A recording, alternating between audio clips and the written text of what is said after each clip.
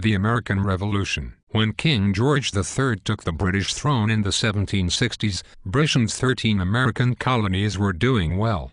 The colonies were making a lot of money trading with Europe, and the population was growing.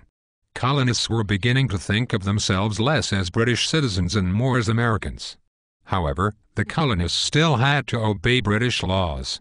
After the French and Indian War, the British government had to pay for the war. The British government thought the colonies should help pay its war debts. After all, the colonies were part of the British Empire. Parliament passed several laws that said the colonists must pay new taxes. The colonists did not think the new laws were fair. Nor did the colonists get to vote for Parliament members. They had no representatives in Parliament to speak for them. Therefore, the colonists had no say in Parliament's decision to tax them.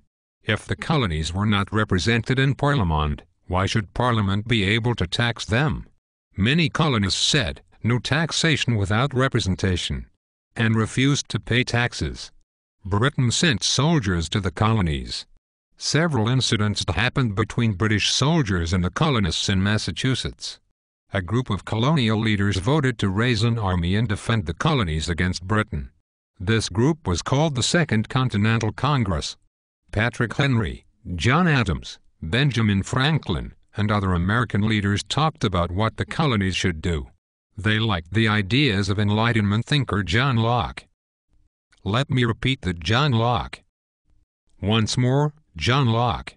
Locke had written that all people are born equal and have natural rights. He said that if a government does not protect its citizens' rights, the people can overthrow the government. Colonial leaders asked King George III for the same political rights that the people in England had. The leaders sent a letter asking the king to help the colonists get these rights. The king ignored their polite letter. For this reason and others, the colonists thought King George was an unjust ruler. They decided that the colonies had the right to get rid of the British government. The colonists would form their own country. On July 4, 1776, the American leaders adopted the Declaration of Independence. Written by Thomas Jefferson, this paper was based on John Locke's ideas. It included a list of complaints about how the king had treated the colonies badly. The Declaration of Independence said that the colonies were breaking all ties with their mother country. The colonies were officially at war with Britain. Now, class, I am going to give you a few hints on facts that will help you. It would be good for you to listen carefully and to take notes. American leaders liked the ideas of John Locke. The Second Continental Congress members were all colonists. The colonists thought that King George III is not a good ruler. The colonists went to war with England. The Declaration of Independence included a list of complaints about the king. Thomas Jefferson wrote the Declaration of Independence. Locke said it was the citizens' right to overthrow the government if the government does not protect its citizens' rights.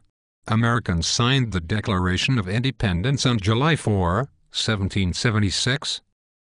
Now, class, it is up to you to study. See you in American history.